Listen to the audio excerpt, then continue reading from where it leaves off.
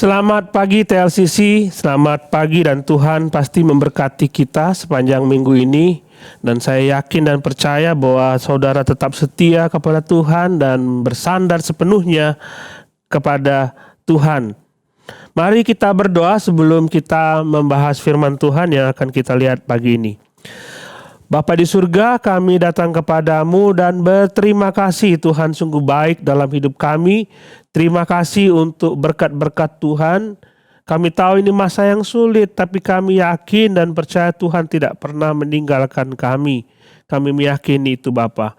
Dan kami berdoa ketika firman Tuhan kami dengar pagi ini. Tuhan sendiri yang berbicara kepada kami, menolong kami untuk memahami sepenuhnya, sehingga sikap kami, hidup kami, perilaku kami diubahkan oleh firman Tuhan. Bapa terima kasih, biarlah Engkau sendiri yang nampak dan bukan kami yang terlihat. Kami berdoa dalam nama Tuhan Yesus. Amin. Saudara, kalau manusia biasanya sebelum memutuskan sesuatu, manusia lebih suka ada beberapa opsi. Misalnya saudara, kalau saudara mau beli rumah, saudara pasti tidak mungkin saudara meninjau satu rumah dan saudara mengatakan oke, kita beli rumah ini. Pasti saudara ingin membandingkan dengan rumah yang lain. Ya apa iya? Pasti benar ya. Saudara pasti bandingkan lokasi ini cocok enggak, rumah ini bagus enggak. Mungkin ada rumah lain yang lebih bagus tapi harganya murah. Demikian juga pilih pakaian, dan saya yakin saudara punya pengalaman. Saya ketemu dengan satu toko dan saudara lihat, oh ini pakaian bagus, tapi kayaknya nggak puas kalau nggak lihat toko yang lain. Ibu-ibu gitu ya. Jadi seperti itulah, kita punya opsi, kita ingin ada opsi. Pilih pacar juga nggak mungkin saudara pilih satu di antara satu, nggak mungkin. Saudara pasti membandingkan satu sama lain dan saudara suka memilih. Tidak mungkin saudara mengatakan saya akan pilih satu di antara satu, itu nggak mungkin. Jadi saudara, manusia suka dengan opsi, manusia suka dengan pilihan-pilihan, dan mereka ingin sekali membandingkan satu sama yang lain baru menentukan pilihan itu. Nah, Alkitab juga seringkali berbicara mengenai pilihan kepada manusia. Dia menawarkan berbagai macam pilihan kepada manusia. Biasanya Alkitab menawarkan ada dua opsi kepada manusia. Apakah dia akan melakukan yang ini atau melakukan yang itu. Terserah mereka. Seperti misalnya dalam Ulangan pasal 11, saudara, di situ Tuhan menyatakan dua opsi kepada bangsa Israel. Disebutkan dalam Ulangan pasal 11 ayat 26, lihatlah, aku memperhadapkan kepadamu pada hari ini berkat dan kutuk. Silakan kau mau pilih yang mana? Mau pilih berkat atau mau pilih kutuk? Berkat apabila kamu mendengarkan perintah Tuhan Allahmu yang kusampaikan kepadamu pada hari ini, dan kutuk jika kamu tidak mendengarkan perintah Tuhan Allahmu dan menyimpang dari jalan yang kuperintahkan kepadamu pada hari ini dengan mengikuti Allah lain yang tidak kamu kenal. Silakan, kalau kamu pilih ini, hasilnya ini. Kalau kamu pilih itu, hasilnya itu. Tuhan sudah memberikan kepada kita sebuah opsi. opsi. Jadi kita mau pilih yang mana, itu terserah kita. Kita mau mendengarkan firman Tuhan, maka dapat berkat. Kita tidak mendengarkan firman Tuhan, maka ada kutuk. Itu ditawarkan Tuhan kepada bangsa Israel. Tapi sayangnya manusia lebih suka hasilnya, bukan prosesnya.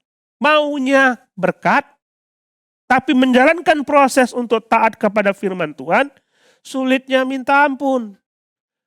Ya, berkatnya mau, taatnya sulit.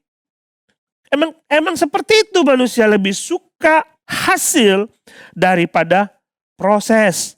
Nah, misalnya begini. Nah, saudara kan kalau misalnya punya anak kecil, saudara pasti akan mengatakan gini, nak, kalau rajin belajar, pintar. Benar gitu kan? Kalau kamu rajin belajar, kamu pasti pintar. Nah, anak kita maunya pandai. Hasilnya, prosesnya main game. Ya, maunya pandai, tapi belajarnya nggak mau. Main gamenya mau. Nah, kita sering ngajar anak kita seperti itu. kita mengajarkan kepada anak kita, kalau kamu mau pandai, kamu mesti belajar. Proses yang bagus lah, seperti itu ya. Proses yang harus dilakukan. Tetapi sama seperti kita sebagai orang tua, kita juga kadang-kadang disodorkan oleh Tuhan sebuah opsi, dan kita lebih memilih opsi yang paling mudah. Walaupun kita tahu diberitahu oleh Tuhan hasilnya seperti ini. Misalnya dalam Mazmur pasal 1. Kalau mau berhasil, renungkan firman Tuhan itu siang dan malam. Itu opsi. Tuhan bilang, kalau nggak mau, ya sudah. Kalau kamu tidak merenungkan firman Tuhan siang dan malam, kamu tidak berhasil. Itu konsekuensinya. Kita mau berhasil, tapi merenungkan firman Tuhan sulit bagi kita. Nah, dalam khotbah di bukit kita akan melihat ini bagian terakhir. Tuhan memberikan opsi kepada kita. Dia memberikan pilihan kepada kita. Saatnya kita memutuskan sesuatu. Setelah kita mendengarkan firman Tuhan, setelah mereka mendengarkan firman Tuhan, khotbah di bukit, pasal 5 sampai pasal 7, dijabarkan oleh Tuhan bagaimana nilai-nilai firman Tuhan diberikan kepada kita. Sekarang saatnya mengambil keputusan. Kamu mau melakukan ini atau tidak? Mari kita membuka Alkitab kita. Kita lihat pasal 7 ayat 25 sampai 27. Pasal 7 ayat 24 sampai 27. Matius pasal 7 ayat 24 sampai 27. Buka Alkitab saudara, saya tahu saudara di rumah, tapi saudara buka Alkitab dan membaca firman Tuhan bersama-sama. Setiap orang yang mendengar perkataanku ini dan melakukannya, ia sama dengan orang yang bijaksana yang mendirikan rumahnya di atas batu. Kemudian turunlah hujan dan datanglah banjir. Lalu angin melanda rumah itu, tapi rumah itu tidak rubuh sebab didirikan di atas batu. Tapi setiap orang yang mendengar perkataanku ini dan tidak melakukannya, ia sama dengan orang yang bodoh yang mendirikan rumahnya di atas pasir. Kemudian turunlah hujan dan datanglah banjir, lalu angin melanda rumah itu sehingga rubuhlah rumah itu dan hebatlah kerusakannya. Perhatikan saudara, setiap orang yang mendengar perkataanku ini, ada dua orang di situ, dan Tuhan mengatakan setiap orang yang mendengar perkataanku ini, perkataan yang mana yang dikhotbah di bukit itu, Tuhan membeberkan segala macam firman yang disampaikan kepada manusia, kepada kita, kalau kamu mendengar perkataanku ini. Dan kalau kita lihat sini ada dua macam orang, yang satu mendengar dan melakukan, yang satu mendengar tapi tidak melakukan. Artinya Tuhan ingin supaya kita sadar, mengingatkan kita supaya kita waspada, karena sebagian orang hanya puas mendengarkan saja dan tidak pernah berpikir untuk melakukannya. Hanya puas mendengarkan saja, tidak terpikir untuk melakukannya. Nanti kita coba lihat benar gak ya, kita coba lihat kita benar gak. Nah, lihat ayat pasal 7 ayat 21. Tuhan berkata, bukan setiap orang yang berseru-seru kepadaku Tuhan, Tuhan akan masuk ke dalam kerajaan surga, melainkan dia yang melakukan kehendak Bapakku yang di surga.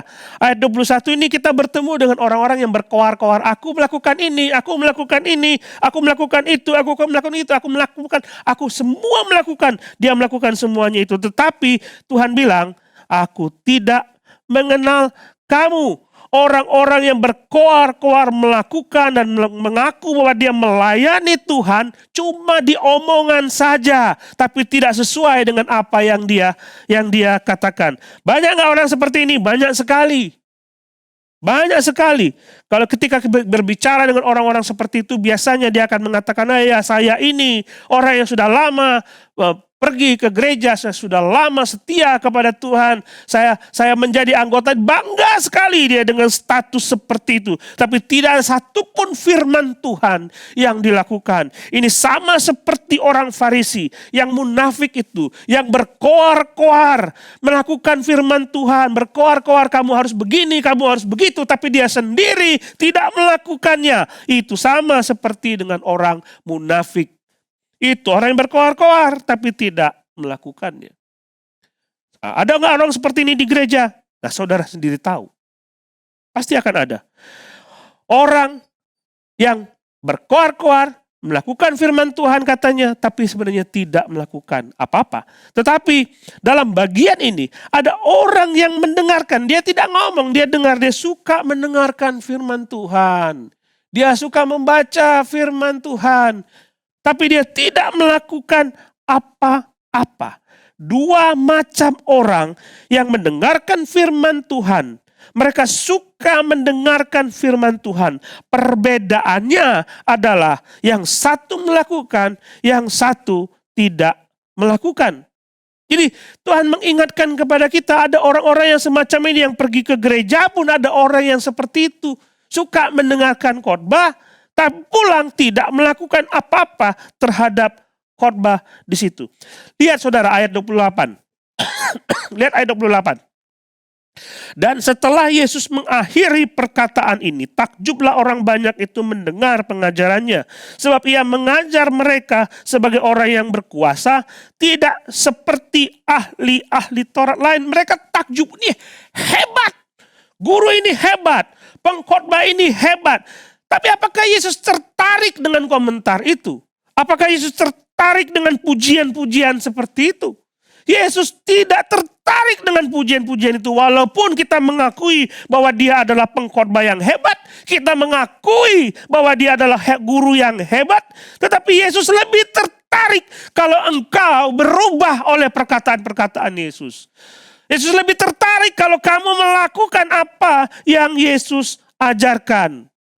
Yesus senang kalau pendengarnya taat kepadanya. Bukan sekedar mengagumi dia, engkau guru yang hebat.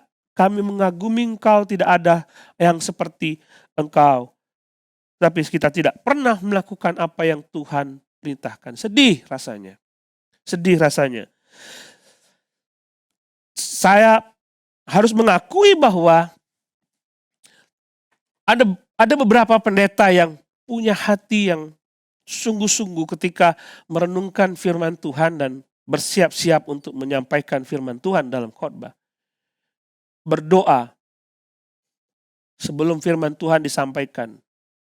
Tuhan, terima kasih karena melalui firman Tuhan yang kupersiapkan esok hari buat jemaatku. Aku diubahkan. Aku diubahkan. Dan aku berdoa, Tuhan, supaya ketika esok hari ini disampaikan kepada jemaat Tuhan, biarlah ini mengubah hidup mereka dan mereka taat kepada firman Tuhan ini. Kadang-kadang mendengar jemaat yang berkata, pendeta, khotbahnya luar biasa, khotbahnya hebat, khotbahnya penuh energik. Senang rasanya mendengar itu. Tapi lebih bahagia lagi kalau setiap orang yang mendengarkan firman Tuhan, hidupnya diubahkan. Orang yang mendengarkan firman Tuhan, hidupnya melakukan firman Tuhan itu. Jadi bukan cuma dengar, tapi tidak melakukan. Pulang, selesai ibadah, bersiap-siap untuk melakukan apa yang didengar. Itu jauh lebih penting daripada memuji pengkhotbah. Jadi pola ibadah kadang-kadang orang Kristen tuh seperti ini, saudara. Coba saudara renungkan deh, saudara renungkan. Sebagian orang Kristen pola ibadahnya begini. Ketika mereka beribadah, mereka datang, mereka dengar, mereka pulang, mereka lupa. Jujur saja. Baru seminggu ditanya ke minggu lalu firman Tuhan apa? Sudah lupa. Why? Karena tidak dihidupi. Kalau saudara menghidupi firman Tuhan, jadi seperti saat ini, kita mendengarkan firman Tuhan, kita pulang ibadah, kita menghidupi firman Tuhan, tidak mungkin lupa. Kita bawa firman Tuhan itu dalam kehidupan kita tiap-tiap hari. Jadi ketika kita selesai ibadah, kita siap-siap untuk menerapkan firman Tuhan itu. Itu jauh lebih penting daripada kalau 1,5 jam duduk di ibadah. Jauh lebih penting. Memang kadang-kadang orang ya pengen punya pengkhotbah yang lucu. tertawa. Ini kita dengar pendeta ini berkhotbah lucu. Leluconnya yang diingat. Firman Tuhannya tidak diingat. Benar nggak? Pendeta itu tadi bagus sekali lelucon itu. Firman Tuhan dari mana? Nggak tahu. Sedih saudara. Kita ketawa sepanjang ibadah karena lelucon. Begitu bahas firman Tuhan, kita tertunduk, ngantuk. Begitu ada lelucon lagi, bangun lagi. Sedih.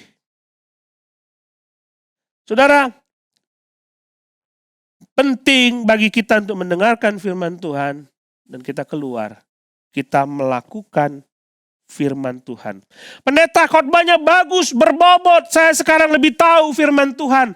Firman Tuhan bukan hanya untuk mengisi otak kita. Kita tahu segala sesuatu, tapi kita tidak melakukan apa-apa. Bukan seperti itu. Tuhan ingin otak kita diisi dengan pengetahuan firman Tuhan, tapi rohani kita pun penuh dengan firman Tuhan. Spirit kita penuh dengan firman Tuhan.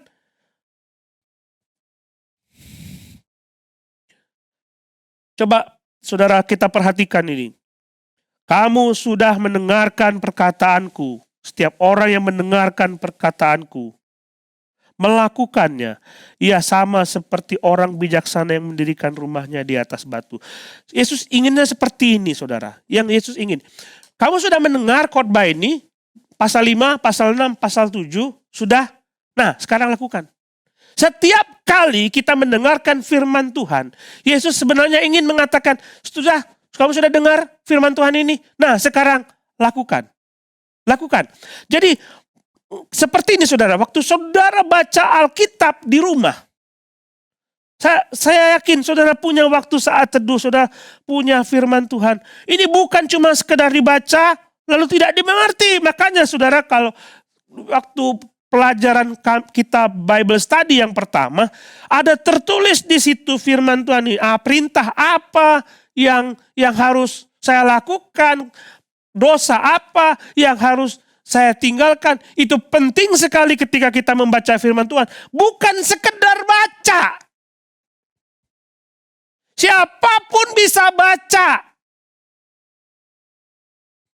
Saya sudah baca firman Tuhan pasal 1, pasal 2, pasal 3. Isinya apa? Nggak tahu, yang penting baca. Bukan sekedar baca.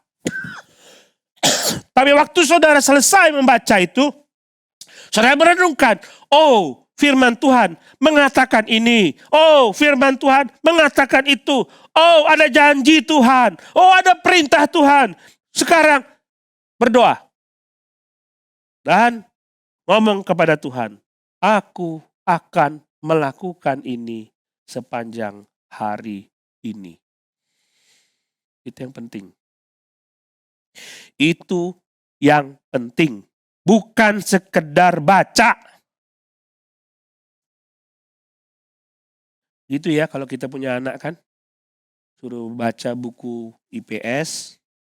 Belajar nak, aku udah baca mami. Ngerti nggak? Enggak, yang penting baca.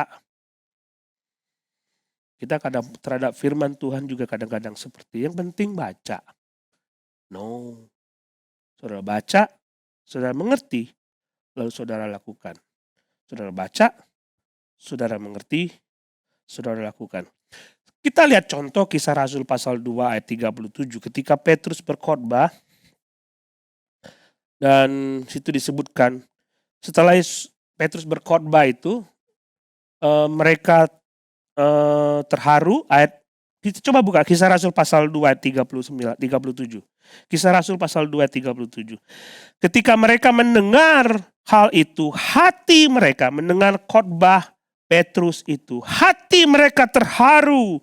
Lalu mereka bertanya kepada Petrus dan rasul-rasul lain, apakah yang harus kami perbuat? Setelah mendengarkan firman Tuhan,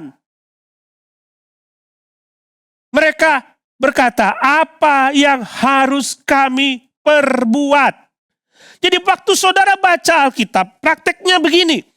Waktu tiap hari saudara baca Alkitab, saudara membaca itu, dan saudara, Tuhan berbicara kepada saudara melalui Alkitab. Saudara bertanya kepada Tuhan, apa yang harus aku perbuat Tuhan? Itulah yang menjadi dasar hidup saudara sepanjang hari itu.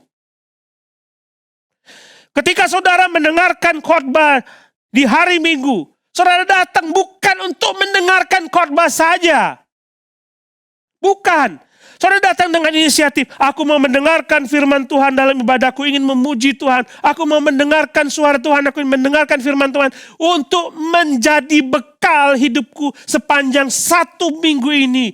Aku akan bertanya kepada Tuhan, Tuhan, apa yang akan harus aku perbuat mulai hari ini sampai minggu depan. Maka aku datang mendengarkan firman Tuhan. Setelah mendengarkan firman Tuhan, hidupilah firman Tuhan itu. Hati-hati, Yesus mengingatkan kita, ada orang semacam ini yang merasa sudah selesai ibadah kalau sudah mendengarkan firman Tuhan. Tidak seperti itu. Ibadah kita tidak selesai 1,5 jam, jam setengah 10 sampai jam 11. Ibadah kita 24 jam, 7 hari seminggu. Sehingga apa yang saudara dengar, saudara lakukan. Oke, akan menjadi pola hidupku, firman Tuhan itu. Jadi pikirannya begini, aku mau datang, aku meminta petunjuk firman Tuhan untuk apa yang akan kulakukan sepanjang minggu ini. Harusnya seperti itu. Hati-hati. Yesus sudah mengingatkan kita, Yesus sudah memperingatkan kita, bahwa ada orang-orang yang hanya mau mendengarkan saja, tapi tidak mau melakukan firman Tuhan. Oke, saya akan lakukan firman Tuhan.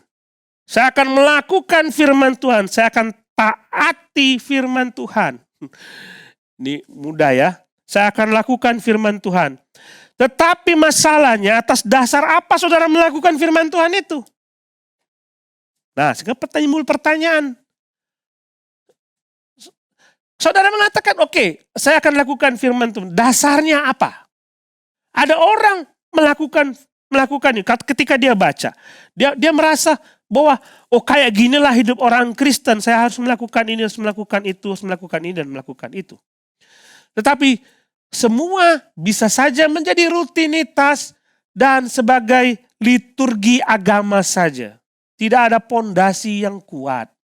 Orang Farisi dipuji oleh Tuhan. Mereka melakukan kegiatan agama luar biasa. Tapi dasarnya tidak kuat. Dasarnya tidak kuat. Lihat dalam perumpamannya. 2 orang yang sama. Membangun rumah yang sama. Mereka sama-sama melakukan pembangunan itu, tapi yang pertama di atas pondasi yang kokoh, yang kedua di atas pasir, pondasinya tidak kuat. Dua-dua melakukan sesuatu tapi pondasinya berbeda. Ketika seseorang melakukan sesuatu pasti ada dasarnya. Apa dasarnya? Apa motifnya saudara melakukan ini? Apa motifnya saudara melakukan sesuatu? Jadi apa motifnya saudara melayani? Mengapa saudara rela mengajar anak-anak sekolah minggu? Mengapa saudara-saudara rela mempelayanan dalam ibadah? Mengapa? Mengapa saudara rela menjadi gembala CG? Itu kan capek. CG sampai jam 12 malam. Capek kan? Butuh istirahat. Tapi kenapa saudara lakukan itu? Kenapa nih anak-anak muda yang rela rekaman sampai jam 3 pagi? Luar biasa. Saya di rumah, saya berdoa, Tuhan ini saya luar biasa punya orang-orang yang hebat. Yang tiap minggu memikirkan ibadah. Mereka mungkin, ya kita semua takut dengan virus. Tapi mereka tahu, mereka harus melayani dan mengambil resiko itu. Saya berdoa supaya Tuhan memberkati mereka berkelimpahan. Masa depan mereka masih panjang. Saya yakin Tuhan akan membalas itu dengan luar biasa. Kenapa melakukan itu? Apa karena dibayar?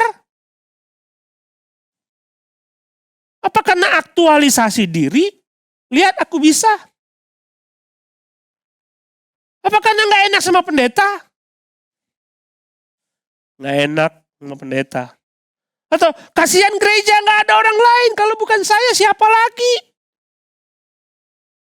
Dasarnya apa? Coba perhatikan khotbah di bukit, saudara. Saudara baca khotbah di bukit. Saudara baca dari mulai ucapan bahagia sampai pasal yang ke-7 bagian akhir itu. Berat nggak itu? Berat tidak? Saudara sudah mendengar itu semua. Mungkin sebagian besar mengatakan saudara berat, ini susah. Tapi berat atau tidak tergantung pada dasar saudara. Ketaatan saudara, dasar ketaatan saudara kepada siapa. Saudara melakukan itu punya dasar atau tidak. Begini, siapa Yesus bagi saudara? Siapa? Tuhan? Atau bukan? Dia segala-galanya kah bagi saudara? Kalau iya, apakah berat melakukan firman Tuhan pasal 5 sampai pasal 7 ini? Apakah berat kita melakukan segenap isi Alkitab ini? Kalau Tuhan segala-galanya bagi saudara. Saya ingat dulu waktu anak pertama kami masih bayi. Kami baru pertama kali punya anak. Kami ingin dia kasih minum ASI full. Makanya sekarang dia tough, dia tahan terhadap penyakit karena ASI-nya full.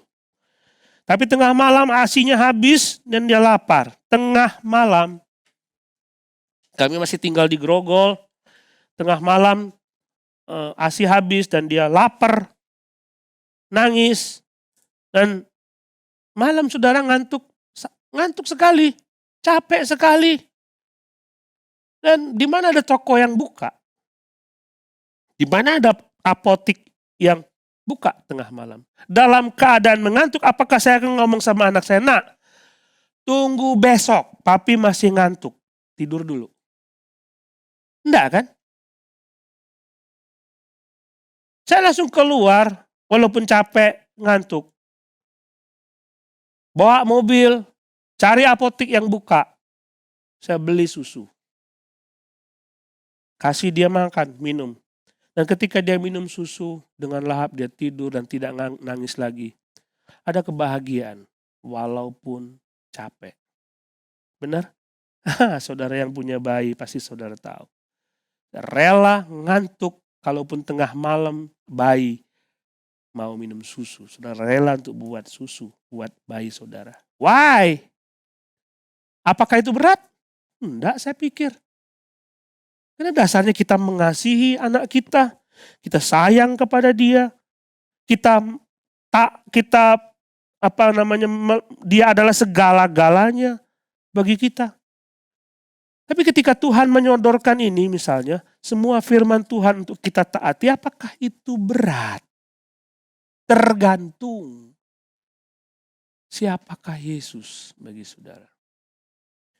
Ada orang yang merasa berat untuk melakukan firman Tuhan. Karena pondasinya bukan Yesus. Dangkal, saudara.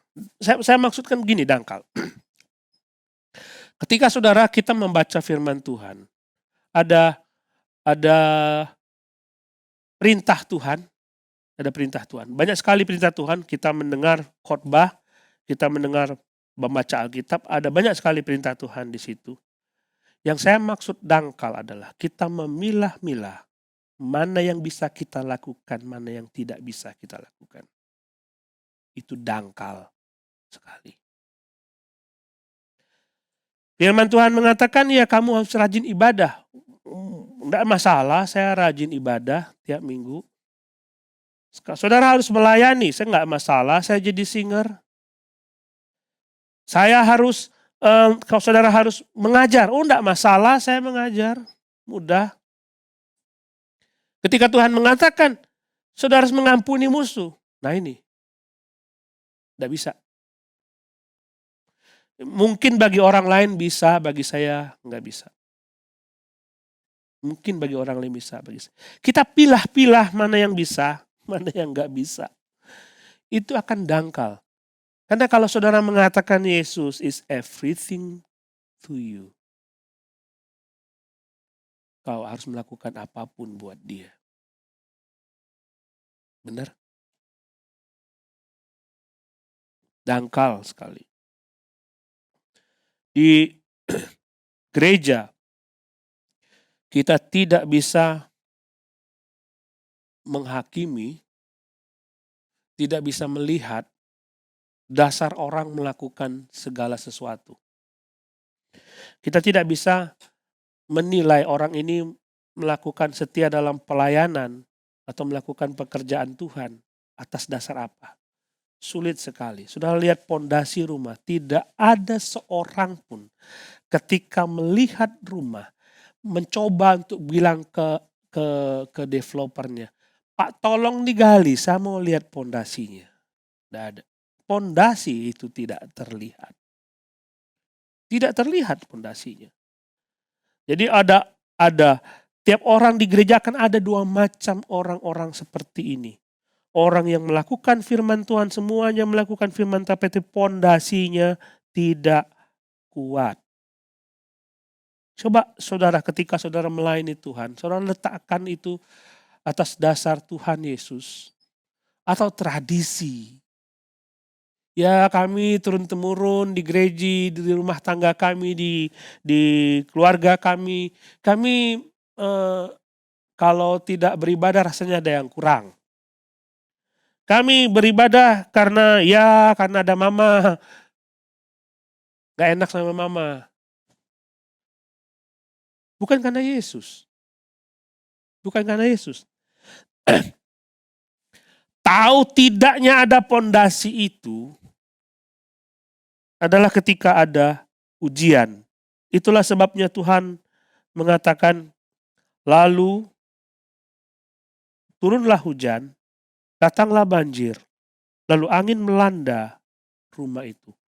Baik rumah yang ada pondasi maupun rumah yang tidak ada pondasi akan dilanda dengan hujan, banjir, angin, badai.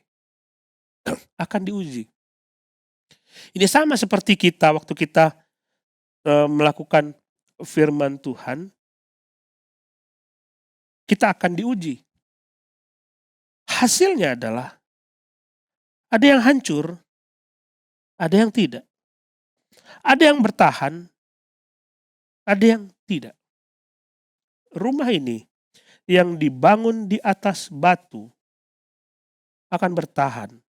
Rumah yang dibangun di atas pasir tidak akan bertahan. Dan saya yakin dan percaya ujian itu akan ada pada tiap-tiap orang. Entah dia membangun hidupnya di atas Yesus atau tidak. Akan ada ujian seperti itu. Contohnya, kita menghadapi pandemi. Dan saya yakin pandemi ini sebagai salah satu ujian bagi kita. Salah satu ujian. Tuhan membiarkan pandemi ini berlarut-larut untuk menguji apakah kita tetap setia kepada Tuhan. Ketika pandemi ini terjadi, ada persoalan ekonomi. Dan kita berdoa kepada Tuhan dan mungkin Tuhan membiarkan jawaban doa yang begitu lama. Masalah keuangan belum beres-beres. Bisnis belum berhasil. Tuhan biarkan itu terjadi menjadi ujian. Nanti akan terlihat siapa yang meninggalkan Tuhan, siapa yang tetap percaya kepada Tuhan. Akan terlihat. Tapi saya mengamati saudara, ada kadang-kadang orang yang justru dapat uang banyak meninggalkan Tuhan. Apa saja, jadi saya merasa bahwa ujian itu macam-macam saudara. Saudara, kita akan diuji dengan berbagai macam yang sesuai dengan kelemahan-kelemahan kita. Kita punya kelemahan, Dan ketika kelemahan itu datang kepada kita, apakah kita tetap percaya kepada Tuhan? Ada orang lemah karena tidak punya uang. Tapi ada juga orang lemah karena punya uang. Setuju nggak? Setelah punya uang, hidungnya nggak nampak lagi di gereja. Bagi dia, saya cukup. Saya tidak butuh Tuhan. Saya sudah punya segala-galanya. Ujian itu, saudara. Kesehatan, sudah lama berdoa, tapi kesehatan tidak dipulihkan oleh Tuhan. Apakah saudara mendasarkan pondasi saudara pada Tuhan atau pada kesehatan, pada ekonomi?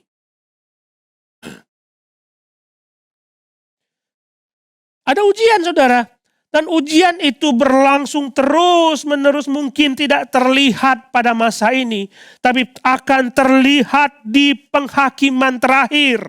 Tuhan sendiri akan menguji apakah kita meletakkan dasar percaya kita, hidup kita, dasar kehidupan kita, apakah berdasarkan pada Tuhan atau tidak. Itu akan teruji terus sampai kepada penghakiman terakhir. Saudara lihat, ada perumpamaan tentang ilalang di tengah-tengah gandum. Biarkan dibiarkan tumbuh, nanti ketika hari penuaian terjadi, Tuhan sendiri akan memisahkan ilalang dan gandum itu. Dan mengumpulkan gandum di dalam lumbungnya, membakar ilalangnya. Itu akan teruji, saudara. Agak keras, saudara. Tapi ini peringatan Tuhan bagi kita. Apakah kita sungguh-sungguh percaya kepada Tuhan dan meletakkan dasar hidup kita di atas Tuhan sendiri, atau karena kita hanya rutinitas saja? Saya mengajak saudara untuk memperbarui komitmen itu. Merenungkan kembali artinya Yesus bagi saudara. Renungkan kembali. Saya ulangi, saudara. Ada orang yang cuma mau mendengarkan firman Tuhan, tapi tidak mau melakukannya. Itu dikecam habis oleh Tuhan. Kedua, ada orang yang melakukan firman Tuhan, tapi dasarnya tidak kokoh. Bukan berdasarkan Yesus. Mungkin tradisi, mungkin tidak enak, mungkin karena uang, karena dibayar. Kalau tidak pada Yesus, ada ujian, saudara, yang akan menentukan apakah saudara meletakkan dasar hidup saudara kepada Yesus atau tidak. Apakah persoalan keuangan membuat saudara meninggalkan Tuhan? Apakah persoalan sakit membuat saudara meninggalkan Tuhan? Banyak ujian lain, saudara. Banyak ujian lain. Tapi kalau saudara mengasihi Tuhan dengan sungguh-sungguh, saya yakin bahwa saudara akan terus setia kepada Tuhan, menjadikan Dia sebagai pondasi hidup saudara. Sehingga apapun yang terjadi dalam hidup saudara, saudara tetap kokoh di dalam Dia. Saudara, akhir khotbah di bukit, Yesus mengajak kita untuk membuat pilihan. Saudara sudah mendengarkan firman Tuhan. Tantangan Yesus adalah, kalau saudara sudah mendengarkan firman-Ku, lakukanlah. Jangan cuma mendengarkan firman Tuhan. Mari kita berdoa.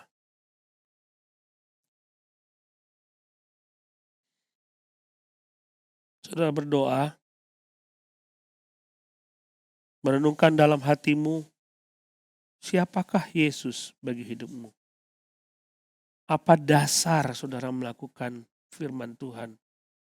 Apa dasar saudara melayani Tuhan?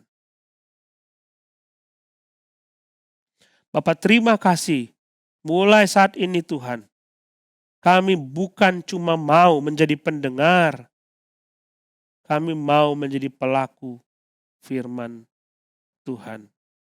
Lebih daripada itu kami ingin meletakkan dasar hidup kami kepada Tuhan di atas segala-galanya.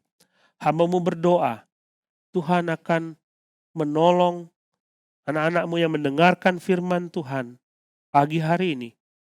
Tuhan terus kuatkan komitmen mereka untuk terus setia kepada Engkau. Bapak terima kasih, dan mungkin saja ada beberapa orang yang mendengarkan firman Tuhan dan mau meletakkan hidupnya kepada Tuhan. Dan baru kali ini dia mau percaya kepada Tuhan.